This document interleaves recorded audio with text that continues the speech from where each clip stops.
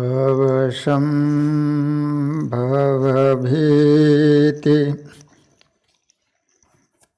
भेदनं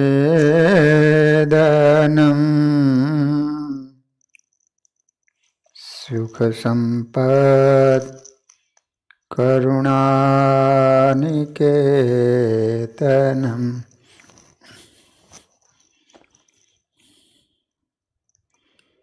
व्रतान तपः क्रियाफलम्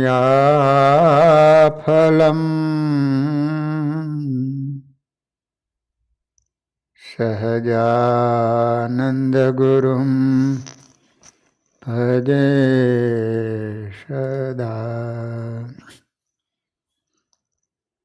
ॐ अवतारिणे श्री स्वामिनारायणाय नमो नमः। श्री हरिकृष्णाय घनश्यामाय नीलकण्ठाय सरयूदासाय नमो नमः।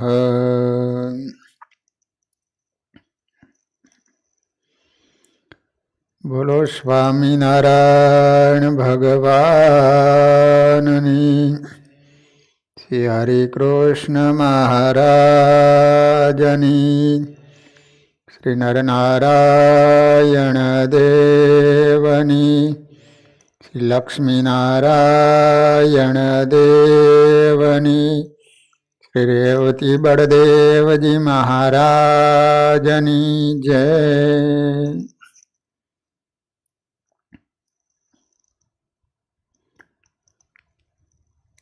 વ્યસની માણસ જાણતો હોવા છતાંય પણ એટલો બધો આધીન થઈ ગયો છે કે વ્યસન છોડી શકતો નથી. સ્વામિનારાયણ ભગવાન જેતપુર પધારેલા. ત્યાં ભાદર નદી છે, ત્યાં સંતોની સાથે સ્નાન કરવા માટે ગયેલા. તો એ વખતે એક પઠાણ, જાડુ શરીર, એ સ્નાન કરવા માટે, નાહવા માટે. હવે એનું શરીર ખુલ્લું હતું એટલે શરીર ઉપર આમ ડામ, એટલે ભગવાનનું ધ્યાન ગયું. એટલે વિચાર કર્યો કે આ કયા પ્રકારનો રોગ થયો હશે. એટલે ત્યાં જઈ અને પૂછ્યું કે ભાઈ, આ શરીર ઉપર આટલા બધા ચાઠા છે, આ કંઈ સમજાતું નથી, આ કયા પ્રકારનો રોગ થયો છે? કે જો સાંભળો, એ મારા ગુરુ છે ને, એવા ગરમ સ્વભાવના છે. મારા ગુરુ મને કોઈ પણ કામ બતાવે તો મને એક વાર કહે, અને મારો ભૂલકણો સ્વભાવ, હું ભૂલી જાઉં. એટલે પછી મારા ગુરુ ફરી વાર યાદ ન કરાવે. એ સગડી હોય ને, સગડી, એમાં ઓલો સળિયો ગરમ ગરમ હોય, ચીપિયો, એ સીધો મને ગરમ અડાડે ને, ત્યાં મને યાદ આવી જાય ગુરુએ આ કામ હોંપ્યું હતું. તે મહારાજ કહે છે કે ઓહો, તમારો ગુરુ આટલો બધો નિર્દય? હા, એને છોડીને અમારા ભેગો આવતો રે. દરરોજ ચોખા ઘીના લહ લહતા લાડુ ખાવા મળશે, એક ગામથી બીજે ગામ. એ કે સ્વામિનારાયણ, તમારી વાત સાચી છે, પણ મારી એક તકલીફ છે. બોલ બોલ. એ કે મારા ગુરુ છે ને દરરોજ 250 ગ્રામ ગાંજો આપે છે. તમે મને ગાંજો આપશો તો તમે મહારાજ ક્યાંય ગાંજો ન મળે તો કે સ્વામિનારાયણ તમને સલામ, ભલે ચીપિયાના ડામ ખાઈશું પણ ત્યાં રહીશું. માણસ કેટલો બધો વ્યસનને આધીન બની ગયો. એક સ્વામી એક ડોસાની વાત કરતા, બિચારો સાવ વાંક્યો વળી ગયેલો, દાઢી અને નાક અડી ગયેલા, દાંત પડી ગયેલા, પણ બીડીનો હરેડ બંધાણી ડોહો. ઉધરસ તો લાગી જ ગઈ હોય અવસ્થા પ્રમાણે. બીડી મોઢે અડાડે. જૂના જમાનામાં માચીસ નહીં એટલે કડવું ચકમક લઈને ટીક ટીક ટીક કર્યા કરે, ખબર છે ને? 15 મિનિટ મઠે ત્યારે માન પેલી કડી જગે અને પેલી બીડી ઉપર અડાડીને પછી ઘૂંટ લે. એમાં બીડી સળગે અને જેવો ધુમાડો થાય તરત ઠૂ ઠૂ ઠૂ થઈ જાય. છેક ધરતીને માથું અડી જાય, લાલચોળ મોઢું થઈ જાય. જોબો વળતા વળતા અડધો કલાક થાય ત્યાં કડી ઠરી જાય અને બીડી પણ ફરી પાછો પ્રોગ્રામ ચાલુ કરે. Tick tick tick.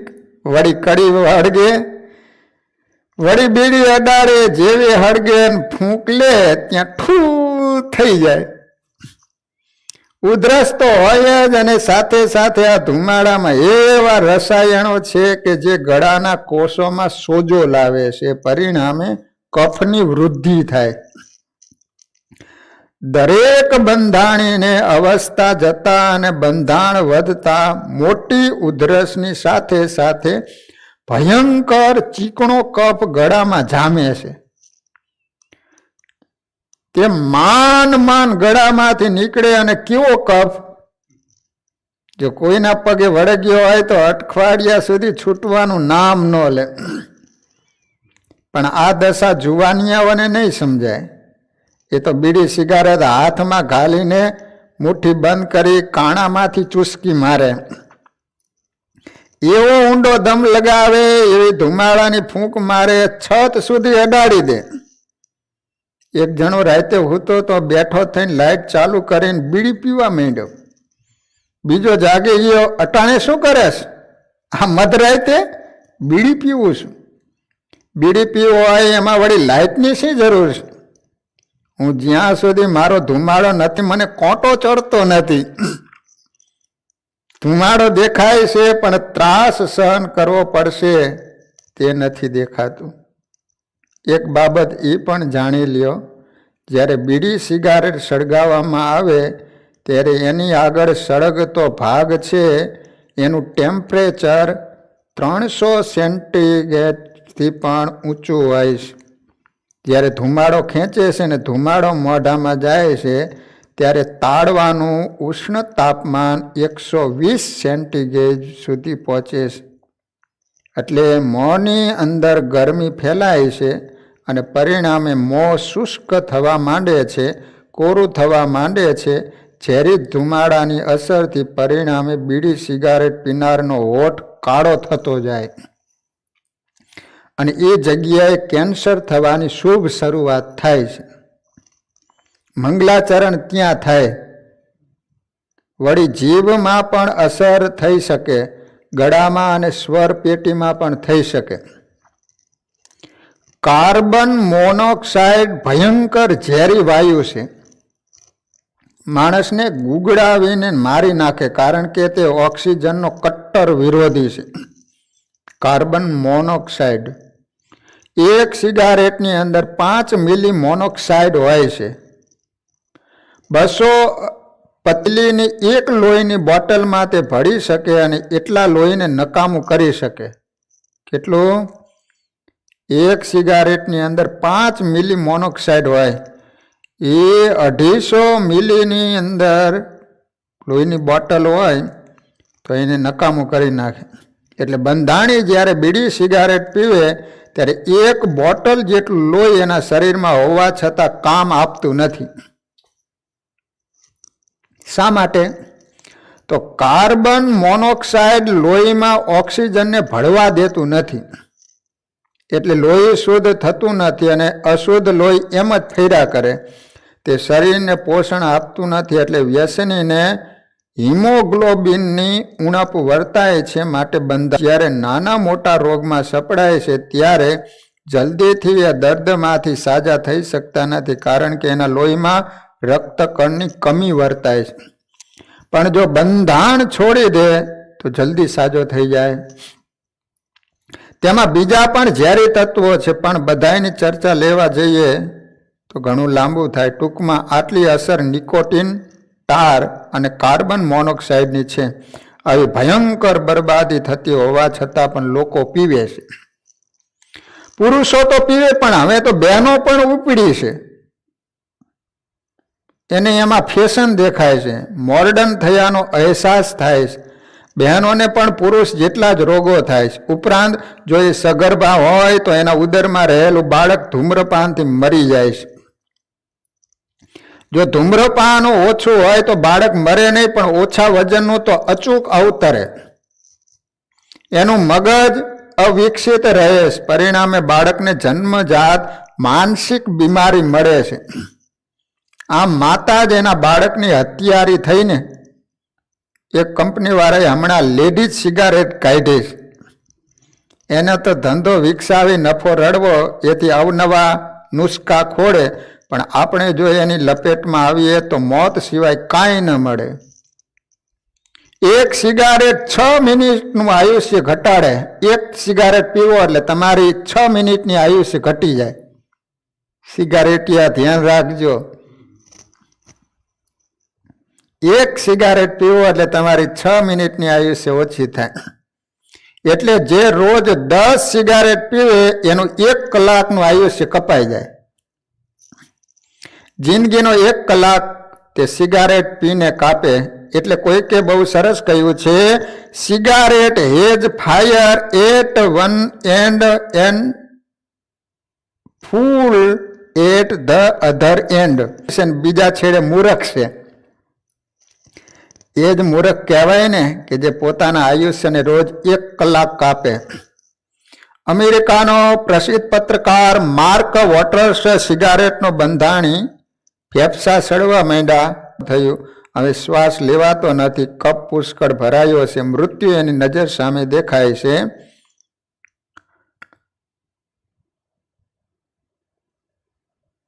એને રોગ લાગુ પડ્યો. ત્યારે એને ભાન થયું અને એ માણસ બોલ્યો, cigarette has become my death. આ સિગારેટ મારું મોત બની છે. અને મરતા મરતા એને પત્રકારની રૂએ જગતને છેલ્લો સંદેશો આપ્યો, I don't have ghost of a chance which is too late for me, but it may not be for you. મારા માટે તો એવી પરિસ્થિતિ સર્જાઈ ગઈ છે કે ત્યાંથી પાછો વળી શકું એવી કોઈ શક્યતા નથી. પણ મારો મેસેજ દુનિયાને છે કે તમને આવું ન થાય, માટે મિત્રો તમે કોઈ ધૂમ્રપાન કરશો નહીં. મરતા મરતા લોકોને સંદેશ આપ્યો. યાવુલ બિનર નામનો અભિનેતા કેન્સરમાં મર્યો. સિગારેટનો બંધાણી. એને મરતા મરતા એક જ સંદેશ આપ્યો, now that I am gone, I tell you don't smoke, it is suicide. પણ એને કોણ સાંભળે?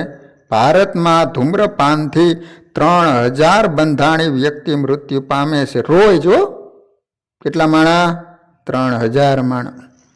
સૂરજ ઉગે ને અસ્ત થાય 24 કલાકમાં 3000 માણસો મરી જાય વ્યસનને કારણે. છતાં તમે જુઓ, જ્યારે કોઈ દર્દી બીડી સિગારેટના બંધાણથી કેન્સરગ્રસ્ત થઈ સબળતો હોય, રીબાતો હોય, પીડાતો હોય, ત્યારે કુટુંબીજનો એને મળવા આવતા હોય. એ લોકો નજર સામે જુએ છે કે બીડી સિગારેટથી આવું થાય, છતાં એના ખીચા ફંફોડો તો એમાંથી તમને બીડી સિગારેટ મળે. માણસ જાગતો નથી. આટલો જડ અને અબૂધ ચેતનવાળો છે. અરે એક કાકાને તો બીડીથી ગળાનું કેન્સર થયું અને સ્વર પેટી કાઢી નાખવી પડી. ગળામાં ફાંકું પાડ્યું. છતાં કાકાએ શું કર્યું ખબર? ન રહેવાયું એટલે ગળામાં કાણું પાડ્યું હતું, એ જગ્યાએ કાકાએ સિગારેટ મૂકીને પીવા માંડી. આટલી બેહદ અબુધતા છે માણસની. નિકોટિન લોહીમાં ભળતો નશો લાગે છે, માણસ લહેરમાં આવે, પરંતુ નિકોટિન ઓછું થતાં જ જ્ઞાન તત્વો પાસે કામ લેવું હોય તો ફરી ફરીને સિગારેટ બીડી પીવો અને લોહીને નિકોટિન પૂરું પાડો, જ્ઞાન તંતુને સચેત કરો તો તમે કામ કરી શકો. જો એ નશો ન કરો તો બીડી ખાલી ખાલી થઈ જાય, પણ પાણી પાણી થઈ જાય, બધું ભમતું લાગે. ભીખુદાન ગઢવીના શબ્દમાં કહીએ તો ખેડૂત ખેતી કરતો હોય, બીડી ખલાસ થઈ ગઈ હોય, નશો ઉતરી ગયો હોય, પછી સાતીના લોઢિયાને ટેકો દઈને કોઈની રાહ જોતો હોય, જેમ તાજો રંધાણો હોય એમ ઓશિયાળો થઈને બેઠો હોય. સૂકા પાંદડાનો ભૂકો માનવના દેહને સાવ ભૂકો કરી નાખે. 2 ઇંચની બીડી સિગારેટ 3 ફૂટના માણસને નનામીમાં સુવડાવી દે છે આરામથી. કેટલી બધી પરતંત્ર સવારે ઘણાય મુરબ્બીઓ પથારીમાંથી ઉઠી ન શકે, પહેલા ગોદડું સહેજ આઘું કરીને બીડી સિગારેટની 5-6 ફૂંક લે, ત્યાર પછી તો પથારીમાંથી ઊભા થઈ શકે. આટલી હદ સુધી પરતંત્રતા. જહાંગીરને પોર્ટુગીઝોએ તમાકુની લિજ્જત લગાડી. 6 વર્ષમાં તે પામી ગયો કે આ ખતરનાક ઝેર છે, અને એ માણસે તમાકુ પર પ્રતિબંધ લગાવી દીધો. આ પીવા જેવું તત્વ નથી. એટલે મિત્રો સમજો, એને કોઈ સંજોગોમાં પીવાય નહીં, અને જેને છોડવી હોય તેને એક જ ઝાટકે છૂટશે, પણ હું ધીમે ધીમે છોડીશ તો એ વાત અશક્ય છે. એ પછી ધીમે ધીમે ક્યારે વધી જાય એની ખબર રહેતી નથી. આ જરૂર 2-4 દિવસ 15 દિવસ ખૂબ તકલીફ પડે, કારણ કે લોહીમાં પેલું ઝેર નિકોટિન ભળેલું છે. એ ઓછું થતાં થોડી વાર લાગે, તકલીફ પડે, પણ જો એક જ ઝાટકે માણસ વિચારે તો એ છૂટી જાય. 70 વરાના દાદાઓ ગામડામાં બેઠેલા, જેને સંતોએ બીડી છોડાવી, 2 જોડી ચૂસી જનારા, પણ 7 દિવસ સુધી ખૂબ તરફડિયા માર્યા. ભલે તાવ આવે પણ સંતને વચન આપ્યું ને, મચક ન આપી, અને આજે લાલ ડ્રેસ. વ્યસન છૂટી શકે છે, પણ એક ઝાટકે છોડો તો એ તમારા ભલા માટે છે, તમારા હિતમાં છે. હવે જે પીનારા છે એની વાત પૂરી થઈ, પણ જે નથી પીનારા એના માટે એક ચેતવણી. આપણે પીતા નથી, પણ આપણે પરોક્ષ ધૂમ્રપાન કરીએ છીએ. પરોક્ષ ધૂમ્રપાન શું? તો જે પીવે છે એની બાજુમાં બેસવું પડે, તો જેટલો પહેલાને બીડી સિગારેટનો ધુમાડો નુકસાન કરે છે, એટલો જ પાસે બેસનારને પણ નુકસાન કરે છે. કેટલા ઝેરી તત્વો એનામાં છે. એટલે અમેરિકા અને ઇંગ્લેન્ડમાં સખત પ્રતિબંધ છે, જાહેર સ્થળોમાં ધૂમ્રપાન ન કરી શકાય. રેલવે સ્ટેશન, હોટલ, સ્કૂલ, જ્યાં જાહેર જનતા આવે છે ત્યાં બીડી સિગારેટ ન પી શકાય, સખત પ્રતિબંધ છે. અરે, એક ઓફિસની અંદર એક કર્મચારી પણ જો ન પીતો હોય તો એને લીધે કોઈ સિગારેટ ન પી શકે. પીવે ને તો સજા થાય. અમેરિકામાં તો હવે એવું છે, સિગારેટ પીનારને નોકરીમાં પણ નથી રાખતા. આ ખતરનાક પ્રાણી છે. પણ આપણે તો રામ રાજ્ય ભાઈ કરો, જો કોઈ પ્રતિબંધ મૂકે તો કોઈ પાલન નથી કરતું, અને એમાંય આપણું મોત ત્યારે થાય જ્યારે બસમાં બેઠા હોય, શિયાળો હોય, રાતનો સમય હોય, બારીઓ બંધ હોય, અને પછી બંધાણી તાંડા લગાવે, પહેલે ખૂણે આ ખૂણે વચ્ચે એ ડુંભાળાનો જે ધુમાડો થાય, કોઈ કહી ન શકે. ચાલતી બસે કૂદીને આપઘાત કરવાનું મન થાય. રેલવેમાં 3 બર્થ હોય, એમાં નીચેની સીટમાં એક બેઠો હશે, એને સિગારેટ સળગાવી, ઉપરની સીટમાં સૂતો હતો, એને ધુમાડો ગયો, એટલે એને નીચે જઈને સૂતા સૂતા કહ્યું, એ ભાઈ, અહીં અમારે ધુમાડો આવે છે, બંધ કરો બીડી જરા. ભાઈ, હું મારી જગ્યાએ બેઠો બેઠો પીવું છું, મેં ટિકિટ લીધી, કાયદેસર બેઠો છું, હું સિગારેટ પીવું છું, ધુમાડાનો સ્વભાવ ઊંચે જવાનો, તારી પાસે આવે એમાં હું શું કરું? બંધાણી બોલ્યો. હવે તો કંઈ બોલાય નહીં. પણ પછી ઉપલી બર્થવાળાએ બોટલ પાણીની ખોલી થોડું થોડું પીતો ગયો ને થોડું થોડું પાણી ઢોળતો ગયો. પેલો ઊભો થઈને કે, એ ભાઈ, અહીં પાણી પડે છે. પાણીનો સ્વભાવ છે નીચે જવાનો, જેમ ધુમાડોનો સ્વભાવ ઊંચે જવાનો. તો કે હું બીડી ઠારી નાખું. બંધાણી બોલ્યો, હું પણ બોટલ બંધ કરું છું. બે જણા ટ્રેનમાં જતા હતા. તે બાજુવાળાએ સિગારેટ હળગાવી. ભાઈ નહોતા પીતા તો એને મૂંઝારો થઈ, એટલે થોડી વાર પછી ખીચામાંથી સોપારીનો કટકો કાઢીને મોઢામાં મૂક્યો. થોડી વાર ચગડીને પછી બીડી પીતો તો એને કે, લ્યો ખાવો. તમે કેવી મૂર્ખા જેવી વાત કરો છો? તમારું એઠું હું ખાવું? ભલા માણસ મારું એઠું ન ખાઈ શકતા હોય તો તમારો એઠો ધુમાડો મને શા માટે પીવડાવો છો? બંધ કરો તો. આમ યુક્તિ પ્રયુક્તિ પણ કરવી પડે. જ્યાં ધૂમ્રપાન થતું હોય ત્યાં સગર્ભા સ્ત્રીએ ઊભા ન રહેવું, કારણ કે ગર્ભમાં રહેલ બાળક પર એની માઠી અસર થાય. માતા પિતા વડીલોએ ખૂબ વર્લ્ડ હેલ્થ કોન્ફરન્સમાં ન્યુયોર્કના હેલ્થ કમિશનર ડોક્ટર હોલિસે ધૂમ્રપાન અંગે એક જ વાક્યમાં સુંદર કહી દીધું છે, તમામ વાયરસ અને બેક્ટેરિયા કરતા કે બંદૂકની ગોળીઓ કરતા પણ ધૂમ્રપાન એ ભયંકર પ્રાણઘાતક અને જીવલેણ છે.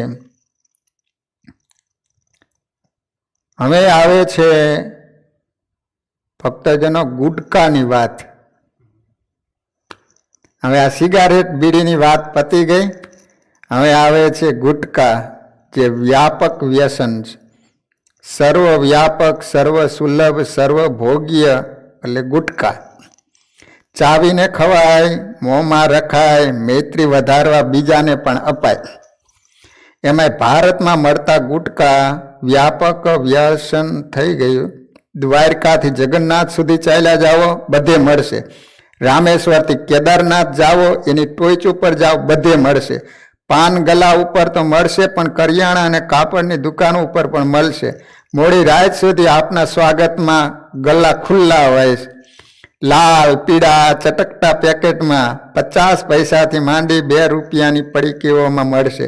તુલસી, મહક, માણેકચંદ, ચુટકી, મસ્તી, ઝટપટ, 50 અપ આવા રૂપાળા નામથી આકર્ષણવામાં આવે છે. કનુભા, તમારે આમાં કેવા નામનું છે?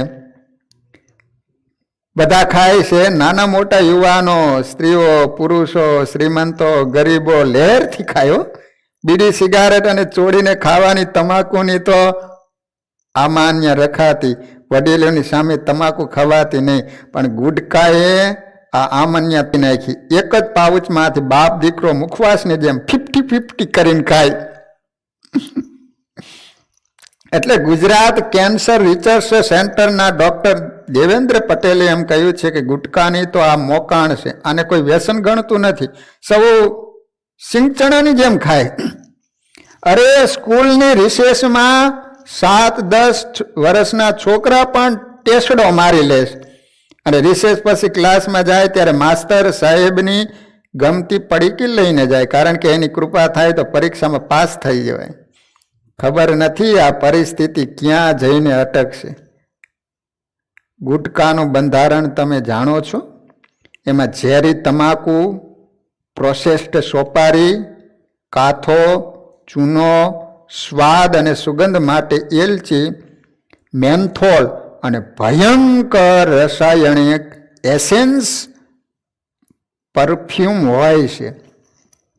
પરંતુ GTV વાળાએ વર્ષ 1995 વાળી કાર્યક્રમમાં ઘૂમતા આયનામાં ગુટકાની આખી પ્રોસેસ લેબોરેટરી પ્રૂફ સાથે બતાવીને લોકોને ચોંકાવી દીધા. અમુક ગુટકાવાળા આ ગુટકાની અંદર ગરોળીની પૂંછડીનો પાવડર કરીને એનો અંશ ભેળવે છે. ગરોળી આવે ને દિવાલ ઉપર, એની પૂંછડી એનો પાવડર કરીને ગુટકાની અંદર ભેળવવામાં આવે. ભયંકર ડ્રગ્સ બાઉજ સુગરનો અંશ મેળવે છે. મેન્ટ્રેક્સનો અંશ પણ ખરો. એમણે લેબોરેટરી પ્રૂફ કરીને સાબિત કરી બતાવ્યું કે આ ઝેરી રસાયણો ગુટકામાં ભેળવવામાં આવે છે. એટલા માટે કે માણસ એકવાર ખાય તો વારંવાર તલપ લાગે, અને પછી કાયમનો બંધાણી બની જાય, છોડી ન શકે.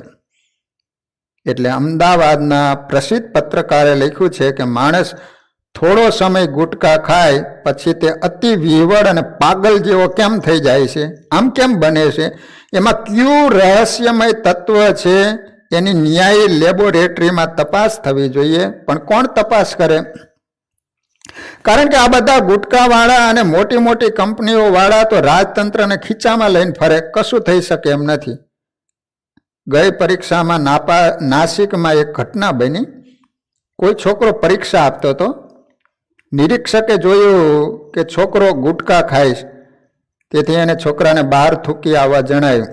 છોકરો બહાર ગયો, મોઢું સાફ કરી આવ્યો. પરીક્ષા ખંડમાં 10 મિનિટ સૂન મૂન થઈને બેઠો, કશું લખે નહીં.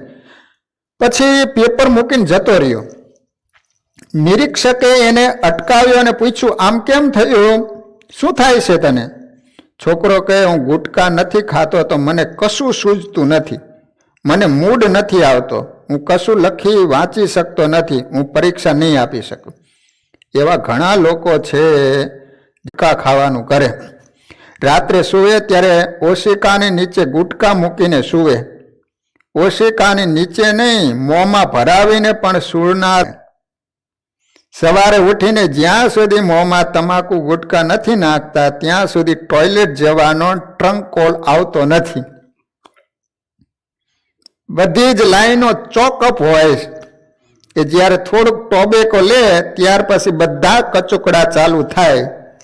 સારું, આમાં કઈ ફાયદો થતો હોય તો વાંધો નહીં, પણ તલ જેટલો ફાયદો મેરુ પર્વત જેટલું નુકસાન.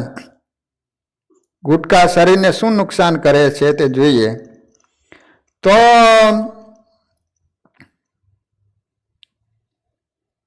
ગુટકા ખાવાથી એરેન મુકાસ ફાઈબર નામનો રોગ પેદા કરે છે. એ રોગમાં શું થાય છે તો મોં ખુલતું બંધ થાય અને એક પરિસ્થિતિ એવી આવે કે પાપડ પણ મોંમાં ન જઈ શકે, મોંમાં ચાંદા પડે, મોં આડું થઈ જાય, ગરમ અને તીખું સહેજ પણ ન ખાઈ શકાય, થોડું ચાવે તો શિસકારા પડવા માંડે. આ બધી કેન્સરની શરૂઆત છે. આજે ગુજરાતમાં એટલું ગુટકા સેવનથી મોં નથી ખોલી શકતા. બંધાણી હોય એને તમે કહેજો, પ્રયોગ કરજો. આપણી જે આ 4 આંગળીઓ છે એને જે બંધાણી હોય એને આ પ્રયોગ કરવા જેવો. જો 4 આંગળીઓ દબાતી પણ મોંમાં જતી હોય તો હજુ અસર થઈ નથી, કારણ કે સામાન્ય તંદુરસ્ત માણસનું મોં 3.5 થી 4 સેન્ટીમીટર આરામથી ખુલે. 4 આંગળી અંદર ઘસાતી જાય, પણ બંધાણીને 4 આંગળી ઘસાતી અંદર જાય તો હજી અસર થઈ નથી. 3 આંગળી જાય તો રોગની શરૂઆત થઈ, 2 આંગળી જાય તો સમજવાનું કે રોગ આગળ વધી ગયો, 1 આંગળી જાય તો રોગ ખૂબ આગળ વધી ગયો, 1 પણ આંગળી ન જાય તો સમજવાનું કોઈ ખૂણામાં પથારી તૈયાર કરી રાખવાની જરૂર છે. ભારતમાં એવા યુવાનો પડ્યા છે જે ખોરાક લઈ શકતા નથી. પરાણે રોટલીનો ટુકડો મોંમાં નાખે તો ચાવી શકે એટલું પણ મોં નથી ખુલતું, માત્ર પ્રવાહી ખોરાક પર જીવે છે.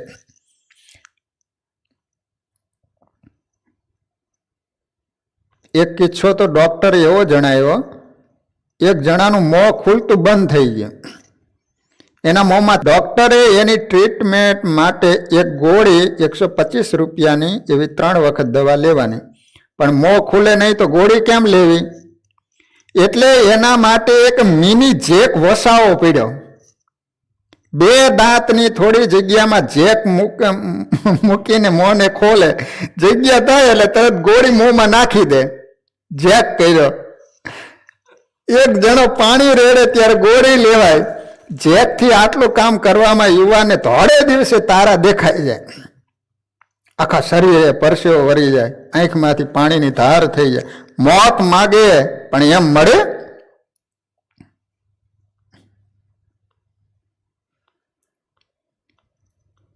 મોંમાં પાન, તમાકુ, ગુટકા મૂકવાથી ગલોફાના કોષ પર ગુટકાની ઝેરી અસર થતાં કોષ તૂટવા માંડે છે.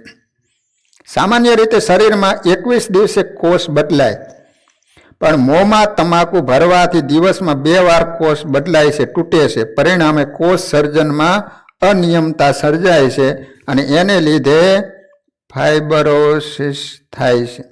આ રોગ થયો છે કે કેમ એના માટે પણ બંધાણીએ જાતે તપાસ કરવા જોઈએ. જેને બંધાણ નથી એના મોંમાં નાખી ગલોફાને જરા જોઈ જવા કે તે કેટલા પોચા છે, કેટલા લીસા છે, કેટલા મુલાયમ છે. ગલોફાને આંગળીથી ખેંચી જોવા કે એમાં કેટલું સ્થપાકપણું છે, કેટલા ખેંચાય છે, એનો રંગ જોઈ લેવો કેટલો લાલ છે. પછી પોતાના ગલોફાની તપાસ કરવાની. એ સખત થઈ ગયા હશે, તેમાં પોચાપણું નહીં હોય. જેટલા સખત થયા એટલી ગલોફાને તાણો અને તકલીફ પડે તો સમજવાનું કે ફાઇબ્રોસિસની શરૂઆત થઈ છે. ગલોફાની અંદરની સાઈડનો રંગ લાલ હોય તો સમજવાનું કે હજી વાંધો નથી. પણ જો ઓછો લાલ અને એમાં સફેદ થયો તો કેન્સર સિવાય બીજા કોઈની રાહ જોવાની નહીં. લાલ હોવો જોઈએ. લાલમાંથી થોડોક સફેદ થવા માંડે અને હાવ સફેદ થઈ જાય એટલે સમજી લેવાનું કે હવે કેન્સર થવા માંડ્યું. જે 7-8 વર્ષથી તમાકુ ગુટખા ખાતો હશે અને પછી જ્યારે એને કેન્સર થાય અને જે પરિસ્થિતિઓ સર્જાય, ઓહો, ભગવાન બચાવે તેનાથી. માટે વ્યસની અને નિર્વ્યસનીઓએ પણ કુતૂહલથી પણ કેન્સર હોસ્પિટલની મુલાકાતે તો એકવાર જવું. આહા, જેમ ફુલાવર હોય ને તેમાં જે અડબાવું ફુલાવર થાય અને જેમ એના ગાંફા નીકળી ગયા હોય એમ દર્દીઓનો ગાલ સડી ગયા હોય, એમાંથી ગલગોટા નીકળી ગયા હોય, માંસના પિંડ દેખાતા હોય, જીભમાં ચાંદા પડી ગયા હોય, આખી આંખ અંદર ઉતરી ગઈ હોય, નાક ખવાઈ ગયું હોય, ગળું ખવાઈ ગયું હોય, એટલી બધી ભયંકર પરિસ્થિતિ, નરક કુંડમાં આવ્યા હોય એવા દ્રશ્યો, અત્યંત કમકમાટ આવી દે તેવા દ્રશ્યો, આ દુઃખદાયક કરુણાજનક સ્થિતિ આપણે જોઈ ન શકીએ. કેન્સર વિભાગમાં જાયજો. હસતા હસતા જે સ્વાદ માણ્યો હતો તે હવે રોતા રોતા ભોગવે છે. એટલે જે બંધાણી છે એમને એકવાર તો કેન્સર હોસ્પિટલની મુલાકાત લેવા જેવી છે, જેથી લોકો વ્યસન કરતા ડર અનુભવે. ફાઇબ્રોસિસની શરૂઆત થવા માટેના 3 તત્વો યાદ રાખવાની જરૂર છે. સોપારીમાં રહેલો એરિકોલિનિક તત્વ, એન્સિસફ્રેસિસ અને બેન્જાપિરિન. તો આ 3 તત્વો જેની શરૂઆત થાય છે. ગુજરાતમાં કેન્સર રિસર્ચ સેન્ટરે સોપારી અને તમાકુમાંથી આ તત્વો ખેંચીને ગાય ભેંસને ખવડાવ્યા તો ગાય ભેંસને પણ મોં નહીં ખુલવાનો રોગ લાગુ પડી ગયો અને ગરમ તીખું ખાવા માટે તે અસમર્થ થઈ ગયા. આપણે જેને સાદી સોપારી પાન મસાલા કહીએ છીએ એ પ્રોસેસ્ડ સોપારી પણ આ દર્દ જ કરે છે. મુંબઈ એ ઓલી સામાન્ય સોપારી આવે છે ને, હા, એ પણ એટલું જ નુકસાન કરતા છે.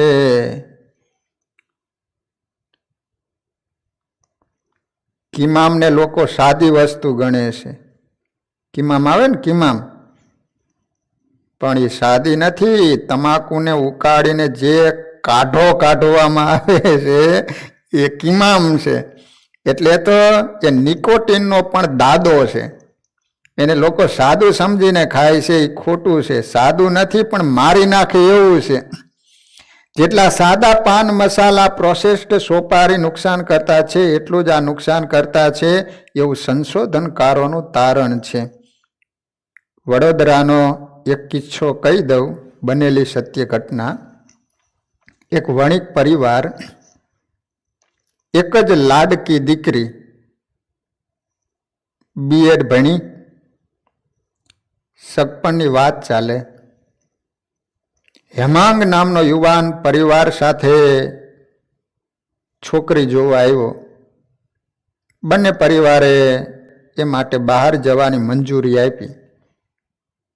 એક રેસ્ટોરન્ટમાં બંને ગયા, ઠંડા પીણા પીધા, વાતો કરી.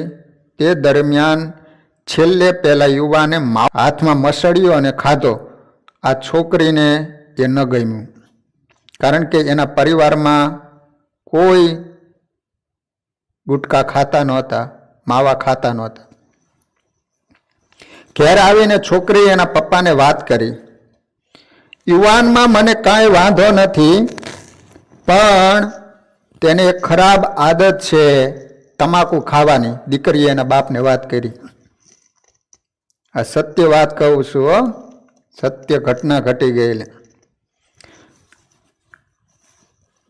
તો બાપુજીએ કીધું કે આવી સાદી વસ્તુ તો ઘણા લોકો ખાતા હોય છે, એ નિર્દોષ છે. બાકી આ તો CA ભણેલો છે, એની ટેક્સ કહેતા એની જોબ પણ બરાબર ચાલે છે, સુખી પરિવાર છે, આને છોડી દઈશું તો આવો પરિવાર નહીં મળે. એના બાપુજીએ દીકરીને કીધું. છોકરીએ પરાણે હા પાડી, લગ્ન થયા. એક દીકરી અને એક દીકરાનો જન્મ થયો. દીકરો 5 વર્ષનો થયો. બર્થડે પાર્ટી મનાવતા હતા. ખુશાલીમાં પેલી પત્નીએ પતિના મોંમાં મીઠાઈનો ટુકડો આપવા હાથ લંબાયો, ત્યારે મોં ન ખુલ્યું પતિનું. પત્નીને ચિંતા થઈ. બધા જતા રહ્યા પછી કહ્યું, તમને ખબર છે તમને આ કેવો રોગ લાગુ પડ્યો છે? એ પહેલાં કહેતી હતી, સમજાવતી હતી કે તમે આ ખાઈશો તો આવા રોગ થશે. ફરી કહ્યું એટલે પતિએ કહ્યું, ફરી પાછું માવાનું ઉખાડ્યું. અત્યારે મારે કમાવું છે, જલસા કરવા દો, આડા શું કામ આવો છો? એની પત્ની જ્યારે કહે ને ત્યારે આવું આ જવાબ આપે. પત્ની શાંત રહી. 3 મહિના પછી એક દિવસ રાત્રે શું બન્યું? અચાનક પતિ તો પેલો પથારીમાં નહોતો. ક્યાં ગયો? બહાર જોયું તો ગેલેરીમાં ખુરશી ઉપર બેઠો હતો. પત્નીએ ત્યાં જઈને પૂછ્યું, ઊંઘ નથી આવતી? કેમ બેઠા છો? બસ અમસ્તો, પતિ બોલ્યો. ના, તમારો ચહેરો ઉદાસ છે. બોલો શું છે? ન બોલો તો મારા સમશે, પત્ની કરગરી. અઠવાડિયાથી મને મોંમાં ચાંદી છે. ડૉક્ટર ઠક્કર ટ્રીટમેન્ટ કરે છે પણ દવા લાગુ પડતી નથી, પતિ બોલ્યો. બીજું કંઈ કહ્યું? પત્નીએ પૂછ્યું. કાલે ફરી બતાવવા જવાનું ડૉક્ટરે કહ્યું. પત્ની સમજી ગઈ પણ એની હિંમત રાખી. અત્યારે સૂઈ જાઓ, કાલે હું તમારી સાથે આવીશ. બીજા દિવસે બંને ડૉક્ટર પાસે ગયા. ડૉક્ટરે કહ્યું બાયોપ્સી કરાવવી પડશે. પેથોલોજિસ્ટ પાસે ગયા અને બાયોપ્સી માટે ગલોફાની અંદરની ચામડી લીધી અને કહ્યું, અઠવાડિયા પછી રિપોર્ટ તમારા ડૉક્ટરને મોકલી આપીશ, ત્યાંથી તમે લઈ લેજો. હવે આને ગુટકા ખાવાનું છોડી દીધું. મોં ખુલતું નથી, મોંમાં ચાંદા પડ્યા છે, બળતરા થાય છે. અઠવાડિયામાં વ્યક્તિ ભાંગી ગયો. એ દિવસે રિપોર્ટ લેવા પણ ન જઈ શક્યો. પત્ની રિપોર્ટ લેવા ગઈ. પત્નીને અકલે આવેલી જોઈને ડૉક્ટરે પૂછ્યું, તમારા પતિ ન આવ્યા? ના સાહેબ, જે હોય તે મને કહી દો. સાંભળો બેન, તમારા પતિને મોંનું કેન્સર થયું છે. ડૉક્ટરે રિપોર્ટ આપ્યો. કયા સ્ટેજમાં છે? પત્નીએ પૂછ્યું. બીજા સ્ટેજમાં. પણ બેન, એક વાત કહું, તમે તમારા પતિની તમાકુની આદત છોડાવવા માટે કેમ કાંઈ પ્રયાસ ન કર્યો? ડૉક્ટરે પૂછ્યું. સાહેબ, મેં ઘણી મહેનત કરી પણ એ માયના નહીં, પત્નીએ રડમસ અવાજે કહ્યું. તેને અમદાવાદ હોસ્પિટલમાં દાખલ કરાયો. હવે એને બોલવાનું બંધ થયું, ખોરાક પણ બંધ થયો, ગ્લુકોઝની બોટલ ઉપર રાખવામાં આવ્યો. રાત્રિના 9 વાગ્યા. 2 ફૂલ જેવા બાળકો બાજુમાં છે. પત્નીના ખોળામાં પતિનો હાથ છે. આવા સુખી પરિવારને જોતો જોતો 28 વર્ષનો હેમાંગ નામનો CA થયેલો છોકરો, ખૂબ સાહેબી વાળો માણસ, આખરે સદાયને માટે આ દુનિયા છોડીને ચાલ્યો ગયો. દીકરીના પિતા જ્યારે મળવા આવ્યા ત્યારે દીકરીએ એના પપ્પાના ખભા ઉપર માથું મૂકીને એક જ વાક્ય કહ્યું, પપ્પા બોલો. એ દિવસે મેં કહ્યું હતું કે આ તમાકુ ખાય છે, કહ્યું હતું આ તો સામાન્ય છે, નિર્દોષ છે. આજે એ જ નિર્દોષ તમાકુએ મારી 27 વર્ષની ઉંમરે 7 વર્ષના ગ્રહ સંસારમાં મને વિધવા કરી. બોલો પપ્પા, બોલો મારો વાંક શું, મારો શું ગુનો? કુટુંબ છિન્ન ભિન્ન થઈ ગયું તમાકુના પાપે.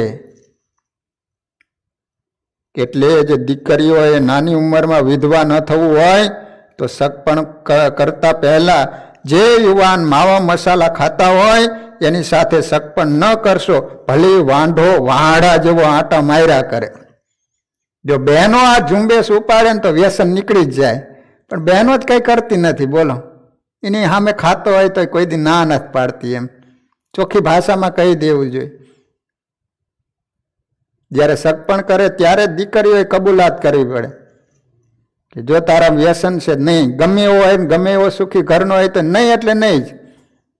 જો આવી બહેનો ઝુંબેશ ઉપાડે તો વ્યસન કેમ ન છૂટે, જતા જ રહે.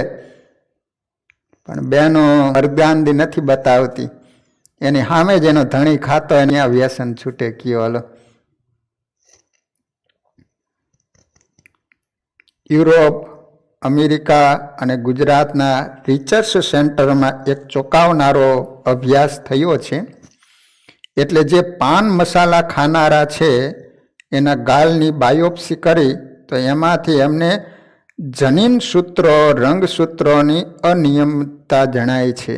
એટલે એમને ઘોષણા કરી કે જો પાન મસાલા ખાવાનું બંધ કરવામાં નહીં આવે તો આવતી 2 પેઢી પછી દર 100 કુટુંબમાંથી 20 કુટુંબમાં બાળકો લૂલા, લંગડા, ખોડ ખાપણવાળા જન્મશે અને રંગ રૂપની વિકૃતિ થઈ જશે. એક બાજુ કેન્સરના રોગથી હોસ્પિટલો ઉભરાય છે અને બીજી બાજુ ઘર ખોડ ખાપણવાળા બાળકોથી આ દુનિયાનું શું થશે? માટે ચેતો. અને આ ગુટકા ખાવાનું છતાં માણસ તમાકુની પાછળ એવો પડ્યો છે કે વાત મૂકી દો. પેલી આંધળી ચાકર જેવી ડાબલીમાં એક બાજુ લક્ષ્મી બ્રાન્ડ તમાકુ ભરી હોય, બીજી બાજુ ચૂનો ભર્યો હોય, બે બાજુ મોં હોય. વ્યસની ધીમેકથી આમ ડક ડક કરીને ડાબલી ખોલે, એમાંથી તમાકુ કાઢે, પછી બાજુમાંથી ચૂનો નખથી ખોતરીને કાઢે, ચૂનો કાઢી હથેળી ઉપર લે, પછી એના ઉપર બીજો હાથ મૂકે, ત્યાં ટાઈટ થઈ જાય. પછી મહારાણા પ્રતાપ જેમ દુશ્મનો ઉપર નજર ફેલાવે એમ આપણી ઉપર નજર ફેરવે, જાણે એનો બાપ માર્યો હોય. પછી આમ ઝીણી મિશ્રણ ચોડી લીધા પછી ઠપકારે તાલી દે. ક્રિયા શું કહે છે કે હું ભાઈને છોડું, બેનને છોડું, બાપને છોડું, માને છોડું, પત્નીને છોડું, બાળકોને છોડું, સંસાર છોડું, છેવટે કેન્સરથી દેહ છોડું, પણ જીગર તને આ કોલ છે, હું જીગર તને નહીં છોડું, પ્રોમિસ છે મારું તને. તો મર, બીજું શું, વૈડ ગોટો. અને એ બધું કદડો કરી વળી આમ આમ કરી ચાવી અને પાછું હોઠમાં ભરાવે, બમ્પ જેવું કરીને બેઠો હોય. પાછું આપણી સાથે વાત કરે, કેમ છો, મજામાં છો ને? થૂ થૂ થૂ બકરા જેવું મોઢું ગંધાય, તેને ગધેડાય નથી ઊંઘતા, એને માણા મોઢામાં સ્થાન આપે છે. લો, ગુટકા તમાકુના વ્યસનથી દરેક વ્યસનીને રોજના ઓછામાં ઓછા 6 થી 10 રૂપિયાનો ખર્ચ તો થતો હશે.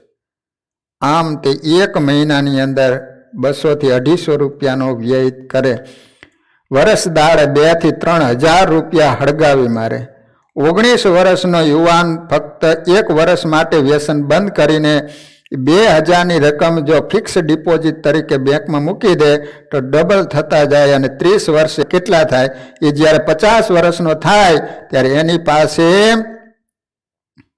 2 ના 4, 4 ના 8, 8 ના 16, 16 ના 32, 32 ના 64, 64 ના 1,28,000 રૂપિયા થાય.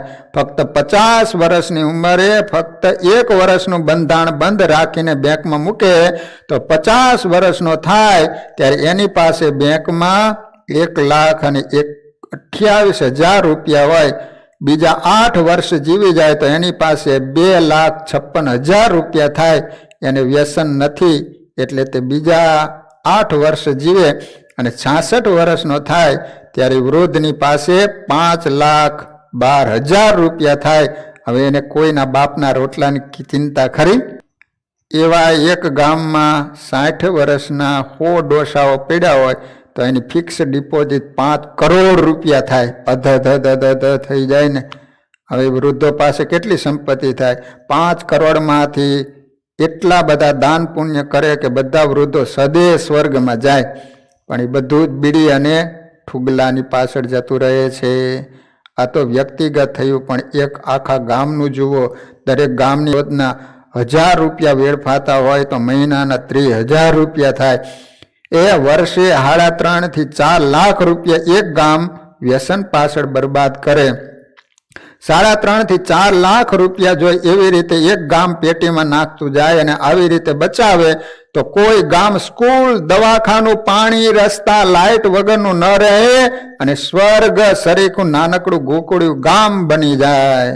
પણ હાય હાય, વ્યસની આ 4 લાખ રૂપિયા હળગાવી નાખે છે. તો વાલા ભક્તજનો, આ રીતે વ્યસનથી કેટલું નુકસાન થાય છે. પૈસાની બરબાદી છે, દેહની પણ બરબાદી છે. માટે આપણે તો ભગવાનના ભક્ત છીએ અને કોઈ પણ પ્રકારનું વ્યસન શોભે નહીં. તો હજી જે બાકી છે એ કથા આપણે કાલે શ્રવણ કરીશું. અહીંયા હરિસ્મરણ સાથે કથાને વિરામ. કાલે ભક્તજનો હરિજયંતિનો પવિત્ર દિવસ છે. આપણા મંદિરમાં સાંજે દર હરિજયંતિએ કેસરના જળથી હરિકૃષ્ણ મહારાજનો અભિષેક કરવામાં આવે છે. તો 6:30 થી 7 વાગ્યા સુધી કાલે હરિજયંતિના દિવસે હરિકૃષ્ણ મહારાજનો અભિષેક કરવામાં આવશે. તો ભક્તજનો તમે દર્શન લાઈવ કરજો, અવાય તો દર્શન કરવા માટે આવજો. હરિસ્મરણ સાથે કથાને વિરામ. શ્રીપતિમ શ્રીધરમ સર્વદેવેશ્વરમ ભક્તિધરમ આત્મજમ વાસુદેવમ હરિમ માધવમ કેશવમ કામદમ કારણમ સ્વામિનારાયણમ નીલકંઠમ ભજે સહજાન સ્વયં મહારાજની. સ્વામિનારાયણ સ્વામિનારાયણ સ્વામિનારાયણ સ્વામિનારાયણ સ્વામિનારાયણ સ્વામિનારાયણ સ્વામિનારાયણ સ્વામિનારાયણ સ્વામિનારાયણ સ્વામિનારાયણ સ્વામિનારાયણ સ્વામિનારાયણ સ્વામિનારાયણ સ્વામિનારાયણ સ્વામિનારાયણ.